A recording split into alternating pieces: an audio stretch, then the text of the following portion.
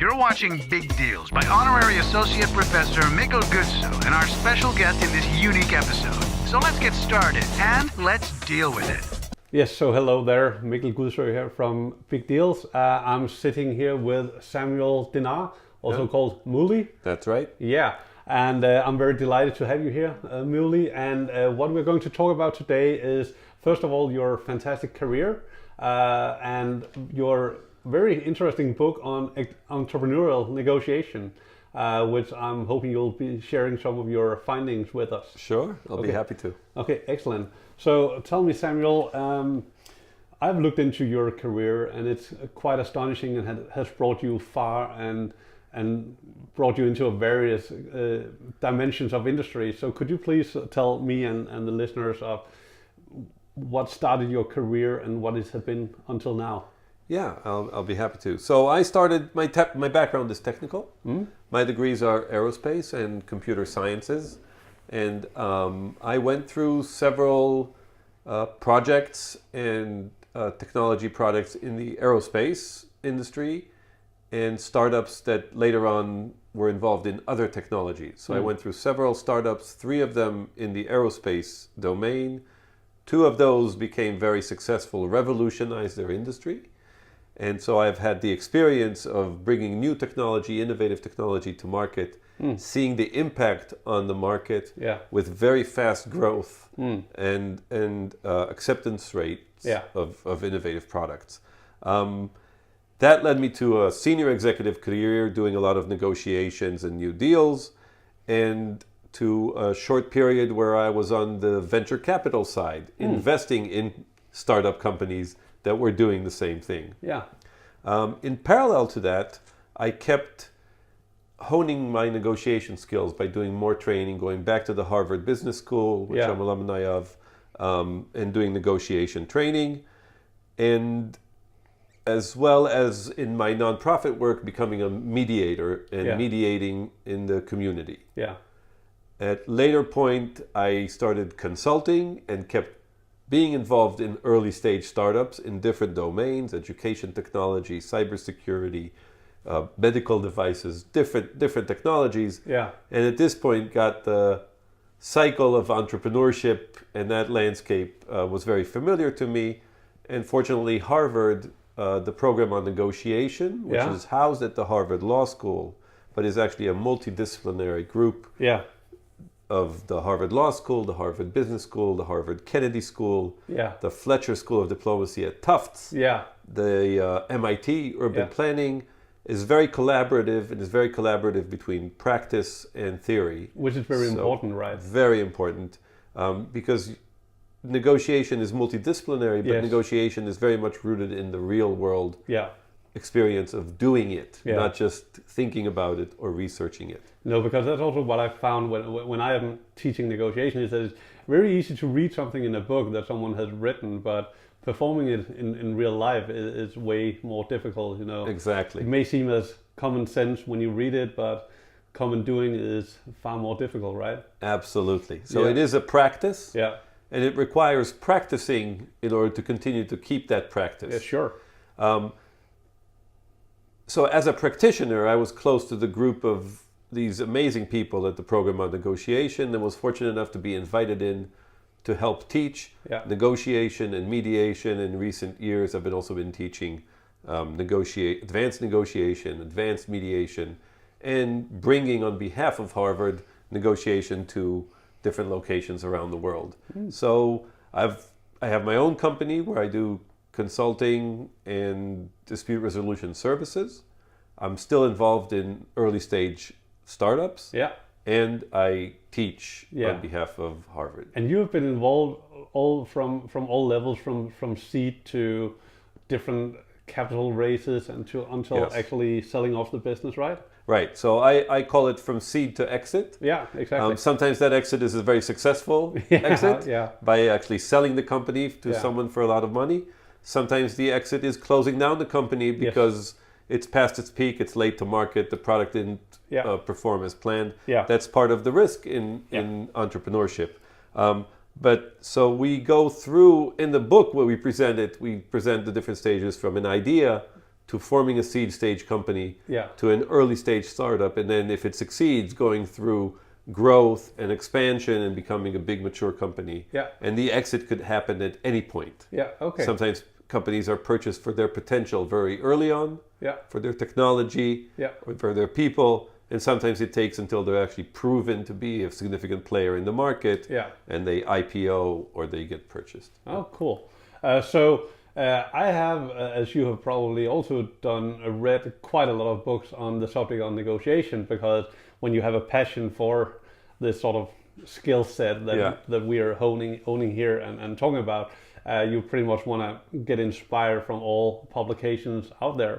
And what struck me was that when I heard about your book, written with Lawrence Susskind, was that I had heard about entrepreneurial negotiation, but not as a separate topic, not as a separate book that someone would dig deep into as you have done. So I would like to ask you something about how you came across why you decided to write a book on the topic. Okay, great. So as I said, my background has been in entrepreneurship. Yeah, That's what I'm familiar with. yeah, I have done, because I was at senior levels on the executive side or on the investment side in some community and nonprofit work, I have done other negotiations or straight business negotiations as well, yeah, and have taken a lot of the courses and a lot of the books, Yeah. read a lot of the books, yeah, because within the program of negotiation or the negotiation community in the world, yeah, we are standing on the shoulder of giants. Yeah. All of these researchers, scholars, and practitioners who came before us yeah, and developed and are developing a lot of the theory and the research in the field. But no one's addressed the entrepreneurial no, aspects, how unique they are, yeah, and what makes them different, yeah, and provided the toolkit for an entrepreneur, an aspiring entrepreneur, yeah, to learn exactly what they need. Yeah. And I wrote the book with Larry Susskind, my good friend and colleague, and Yeah. I'll mention a little bit about him in a second. I wrote the book that I wish I had 20 or 25 years ago, yeah, when I was dealing in startup land, yeah, and I didn't realize how critical negotiation was no, to entrepreneurship. yeah, Larry, who's a very accomplished researcher, author, and one of the founders of the program on negotiation, yeah, has wrote many different books yeah, about negotiation, multi-party negotiation, mediation, etc. His interest, coming from the MIT urban planning aspect and Yeah. community and land dispute, water resource disputes, yeah, his interest was in social entrepreneurship. And so we decided to join forces yeah, and write a book based on the experience I knew from entrepreneurship and what he was interested in, and his students are interested in social entrepreneurship. And he himself founded a company and went through managing a company from an early idea to a later stage to a very successful established company. So based on our own personal experiences Yeah. and our passion for the domain, we joined forces to write this book, as I said, something that would be useful for entrepreneurs, yeah, for aspiring entrepreneurs, for people who work with entrepreneurs, such as their lawyers, their Yeah. accountants, their suppliers, their customers, which And maybe in today's world, that's Yeah. a big subset of it the is, business and world. maybe even also the new upcoming business angels that may have to invest for the first or second or third time in an entrepreneur, Right. trying to understand their mindset and their passion and how to correlate the values of a normal businessman thinking to a more entrepreneurial thinking. Absolutely, you're right. So a lot of these angel investors, so people that invest early in companies, Yeah, or from their family fund, are accomplished business people, but they don't necessarily know what's unique and dynamic in the world of entrepreneurship when they start doing it. no, After they've accomplished 10 years experience, now they've earned the scars Yeah. and the experience. And what I aspire to do is allow them and others to learn from the mistakes of others, yeah, sure, to learn from the experiences of others. And I didn't want to base this just on my experience Nope. or a small experience. We interviewed many entrepreneurs yeah, and and later interviewed some of them on video, on camera, Yeah. so that anybody who's reading the book can learn from their experience. Yeah, and I think it's quite a good trend coming in these years that we see successful people being more and more willing also to share, well, I did have some misses before I made my goal, right? Yeah. And I even still miss after I've made some goals. And share those stories so that we don't necessarily only see the highlight reel, but also the downside reel of how things can go wrong. Yes, and it's still not all people. No. There are many people out there that find it very difficult to still Yeah. talk about their failures or their mistakes. Yeah. And so we had to go through and through our network of the Boston area entrepreneurs and then some beyond, find those people who were successful at learning, developing their practice, and also willing to share some of those stories Yeah. about that. Not only the successes. So we owe a lot of gratitude to these entrepreneurs who were interviewed, that were brave enough and Yeah. self-reflective enough Yeah. to share that with our readers and Yeah. viewers. Yeah, because there's a sense of vulnerability shown when you do that, right? So when we look at the book in itself, it's 6 chapters, right? Yep. And the first chapter is something along the lines of entrepreneurial negotiation, the good, the bad, and the terrible. Correct. And it's of course a reference to the old Western movie, the good, the bad, and the ugly. But can you tell me just briefly, or the listeners, in that chapter, what is it you address as being good, bad, and terrible from an entrepreneurial frame? Yeah, so those are the titles of 3 seeds in a fictional story. Yeah. That is basically a composite of some real experiences that I've had myself or with entrepreneurs that I've worked with. And it's this fictional story of Fallon and Fernando, 2 people who end up co-founding a company together. Yeah. So they negotiate how to start the company, and they're doing things that are good. They're doing this well. Yeah. So things are good and they work out well. Yeah. Later on, they don't do a good job of negotiating, or they don't do a good job of developing their relationships. So it gets to be a little bad. Yeah. And by the 3rd scene, it gets to be pretty terrible. Between them? Between them and their investors and Yeah. potential investors and the lawyer, and then between them themselves. And the company, unfortunately, has to shut down. Yeah. So through this fictional story, I introduced the concepts and the vocabulary Yeah. that are unique to entrepreneurship and negotiation. Yeah. Then we say, welcome to the book. Yeah. Our job is not to discourage you. No. Our job is actually to help you learn. Yeah. And so then there's a 4th segment, a 4th scene, which is an alternative ending Yeah. that says, had they done their negotiations well, had they learned how to manage these relationships, they would have been able to succeed. Yeah. And we give the alternative ending to that story. And also in that chapter, the chapter finalizes with the 4th. Yes, Yeah. so that exists there. Yeah. And the idea behind teaching using a fictional story is that is the easiest way for us as human beings to learn new vocabulary. So I can teach you by saying, okay, the definition of back table is blah, blah, blah, blah. Yeah. Or I could say, so Fallon, Yeah. she consults her advisor, Yeah.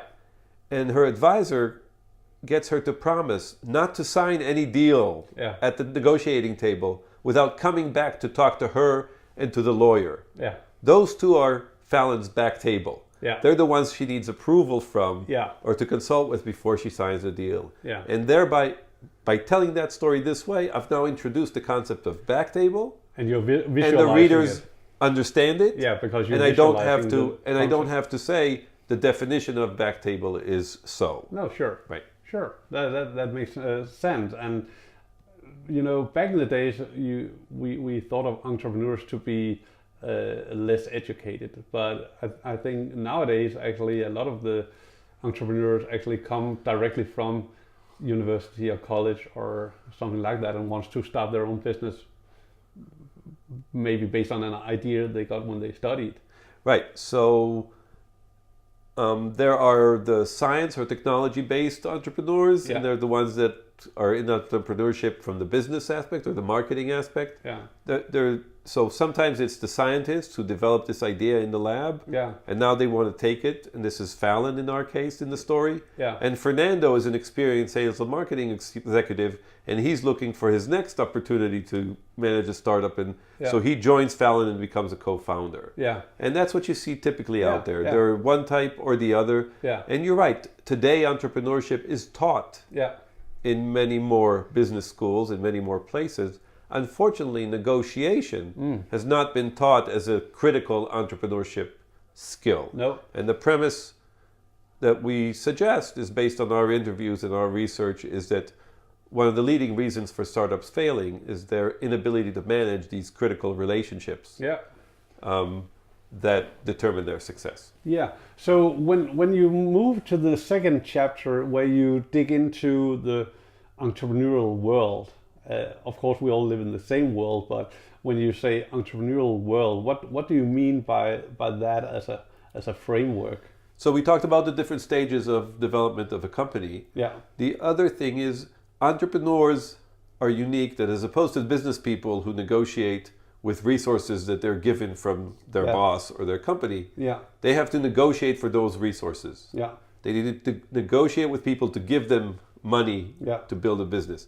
They need to negotiate with employees to come work for a business that doesn't yet exist or can't pay a salary. Yeah. They need to negotiate with service providers to help them found the company or register the company or supply services to the company without getting paid yet, getting paid later. Yeah. They need to attract customers for a product that doesn't exist yet, Yeah. or customers that will buy from a company that may not exist a year from now. And write a business plan and budget to the bank without really knowing anything. Exactly. Yeah. So there's this iterative process of negotiating with these similar groups of people throughout the growth of the startup. Yeah. So initially you're raising money from family and friends.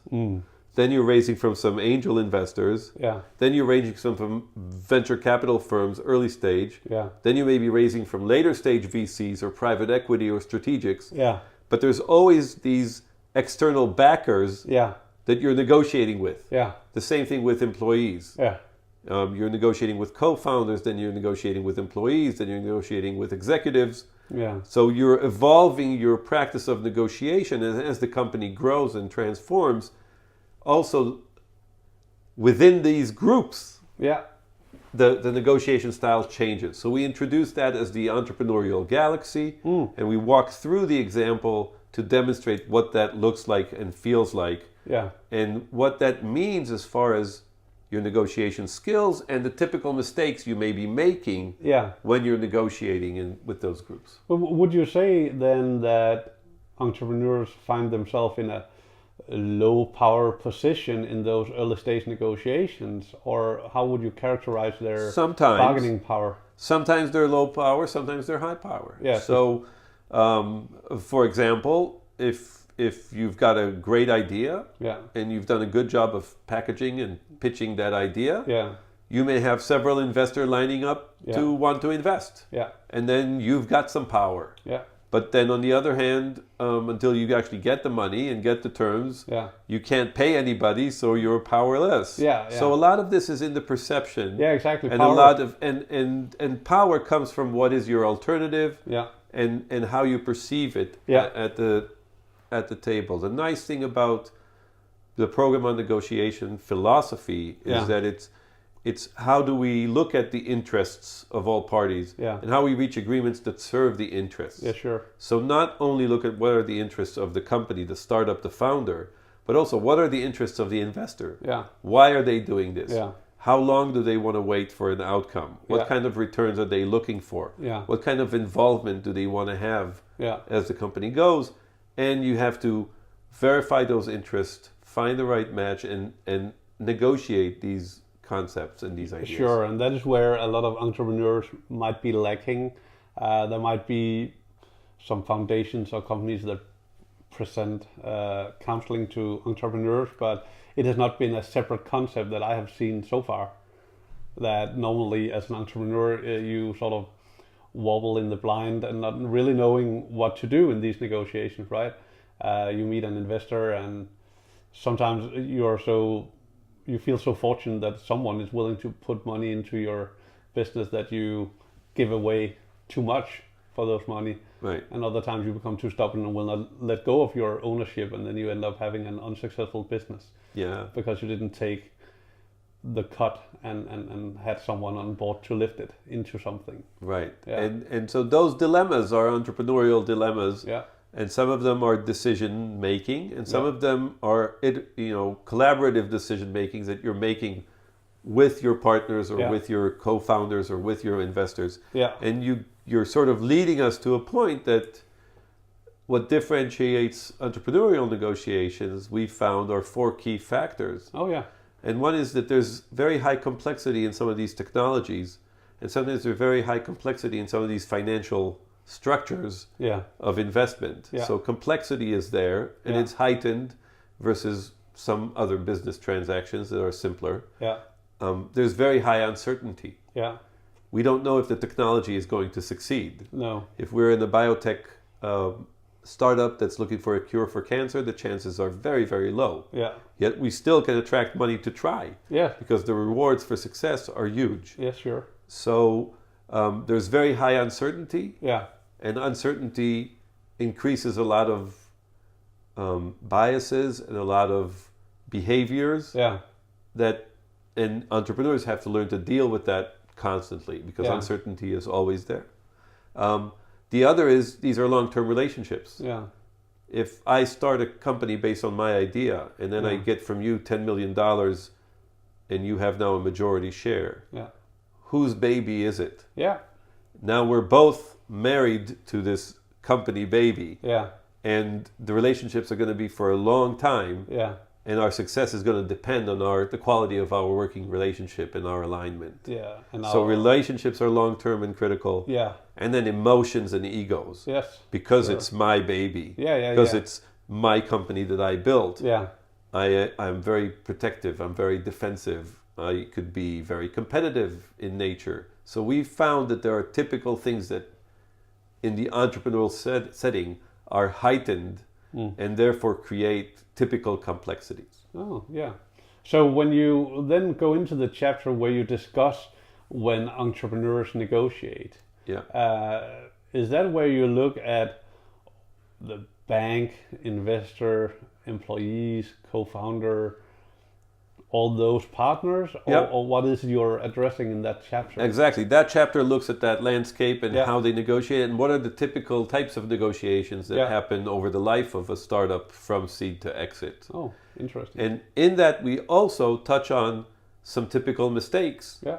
that entrepreneurs make. What could those be? And we came out with the 8 common mistakes that entrepreneurs make, and we list them, and then we have a full chapter with actual case Yeah. studies Yeah. that back up those. Yeah. And those, to name a few, Yeah. is entrepreneurs learn how to look at their interests and their needs and their wants for what they need, Yeah. and they learn to make a good pitch for what the business plan, what the potential could be, and why they need the money. Yeah. And they're not really trained to listen No. very well or to explore the interests of the investor. No. And it's even taught as the pitch, Yeah. where actually I would rather call it as a conversation Yeah. and a negotiation Yeah. about investment. Yeah. And yes, there's a pitch element to it, Yeah. but there's a very important listening element as Sure. well. Sure. And this is about finding the shared interests and finding the right agreement of how to negotiate and how to work together. Yeah, because essentially both parties are actually buying and selling from each other. You know, when you're pitching, you are selling your idea, but they are also selling themselves as investor to you. Right. And if you don't listen to that, you fail to get them on board on the right path. Yeah. Right. So that mistake, for example, we called, being overly self-centered. Yeah. Then there is overly confident, Yeah.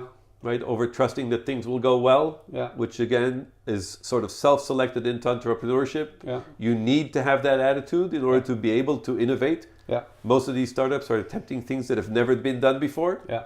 You need to have the confidence that you can do it. And you can do it with only a team of 10 people. Yeah. And these big companies are trying to do it with 300 people. Yeah. But you're going to succeed. But there's a downside to being overly optimistic or overly confident. Yeah. Another example is getting too competitive. Yeah. Trying to win right now, and sometimes at the expense of hurting the long-term relationship. In terms of the investor, that you try to become too stubborn on giving up shares, or... Right. So if we have that example we mentioned of an entrepreneur who's got Yeah. a great idea and investors are lining up, Yeah. he can basically force what he wants, his valuation and his terms, and choose the investor that will join him. Yeah. But maybe he does not respect the status and the expertise, doesn't have appreciation for what that investor can bring to the table. Yeah. And then later on, he doesn't get the support and not the relationship that he thought he would have, even though he won the term sheet negotiations on his term. Yeah. So those are 3 examples, and we list 8 of those. Yeah. And the next chapter, as I mentioned, goes into case studies. We That's actually where you have the entrepreneurs. the real negotiations. Real entrepreneurs telling the story from their perspective. And Larry and I analyze the situation, provide the research that backs up some of what is happening in that situation, and provide prescriptive advice for how that entrepreneur can avoid making that type of mistake later on, or recover from it if they do. Oh yeah, so you do an interview with a set of experienced entrepreneurs, and they share mistakes they have done. Yes. And then you say, you and Lawrence dig into how could that have been avoided, or... Right. So then the 5th chapter, after the chapter that has the case studies, is about knowing that these are common mistakes that are made. How can we prevent these mistakes from happening? How can we detect when we're about to make this mistake, or we have just made this mistake? How can we detect that and respond correctly to minimize the damage or to correct it? And then, how do we reflect on what happened after the fact? How do we debrief post-action, post-negotiation, in order to take away some lesson learned and develop our own, what we call the theory of practice of how we as individuals negotiate? And that, I think, is key.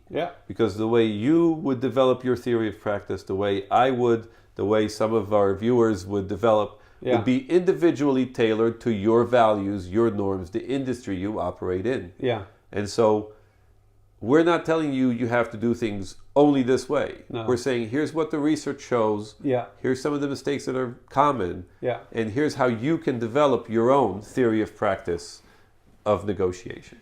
So what I typically say is that knowing a lot about negotiation, doing training on negotiation, doesn't guarantee that you get what you want, but it guarantees you that you optimize your chances of success, right?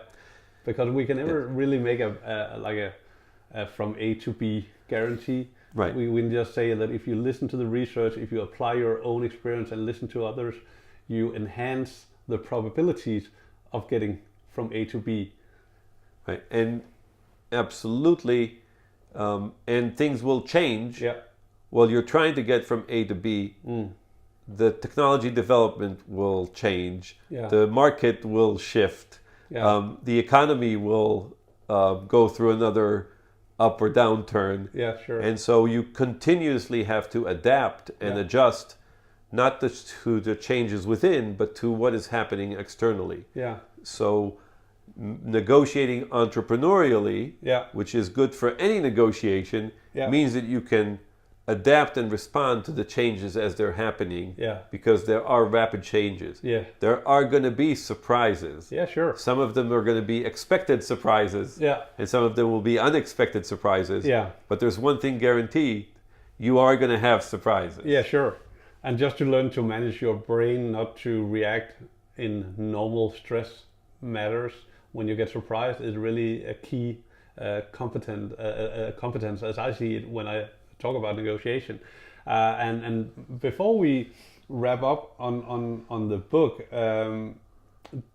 if you were 30 years back in time starting a business, but you're in 2019, and you're here now, but you're yourself 30 years ago, what would you wish you had as a set of skills that you would be able to apply growing your business?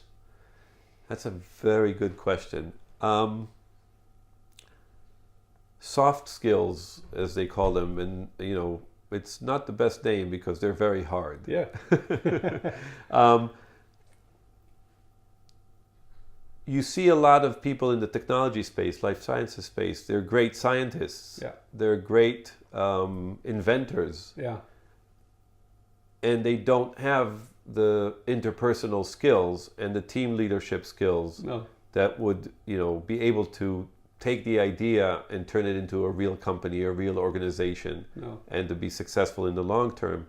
And I think it's very important to have the balance of experiences in life, in both the science and the social skills, in both the theory and the practice. Yeah. So I think I was fortunate that I was able to get some of that. Yeah. But I think it would have been much nicer at the time if this was more institutionalized and accepted in many places. Negotiation wasn't taught in many law schools or many business schools at the time. Today it is. Yeah. Mediation, which is facilitating disputes using negotiation skills, is still not taught in some of these institutions today. And I think those are key skills for collaborating and getting things done with a diverse team, which is what's required in this new world we're all living in. Yeah. So final thing, if you were to name like 3 of the soft skills that you would recommend any entrepreneur to either enhance in themselves or maybe even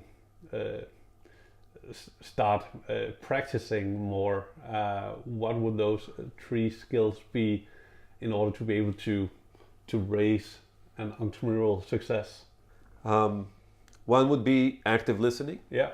So being able to listen and have a dialogue where you really strive to understand the other side and demonstrate that understanding. The second would be brainstorming. That is how to come up with creative solutions when a team is sitting around the table without making it personal and without rushing to judgment and therefore missing opportunities for creative solutions. Yeah.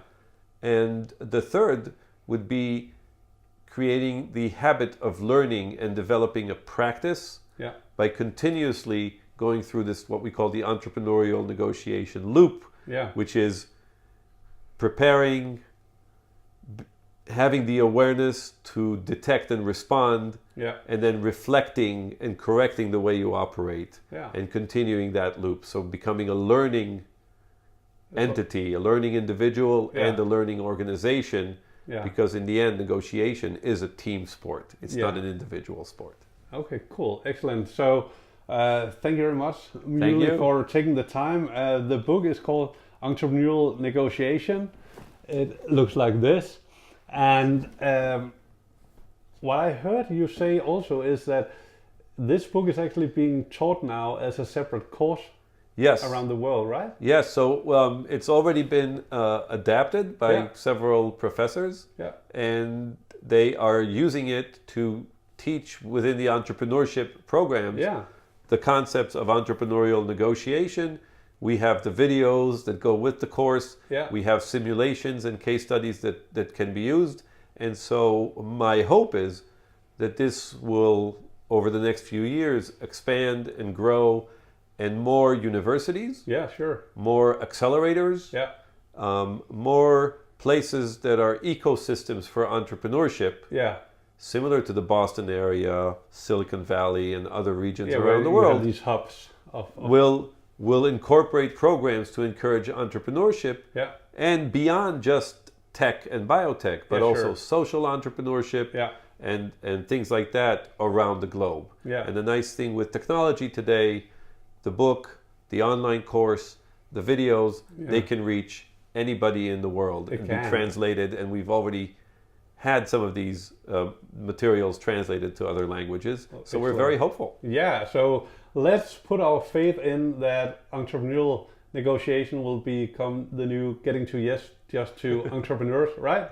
I think it's a wonderful introduction to the topic. And if you like learning, we reference a lot of these seminal books Yes. in the book. Yeah. So that if you're then interested more on the psychology aspects, Yeah, you can go and explore. you can go read that one. If you're interested in reading Getting to Yes, Yeah. or some of the others, they're all mentioned in the book, and they are great books to read, right?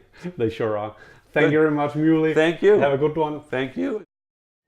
You've been watching Big Deals by Mikkel Gudsøe and our special guest in this unique episode. It has been a great pleasure and, as always, a big deal for us.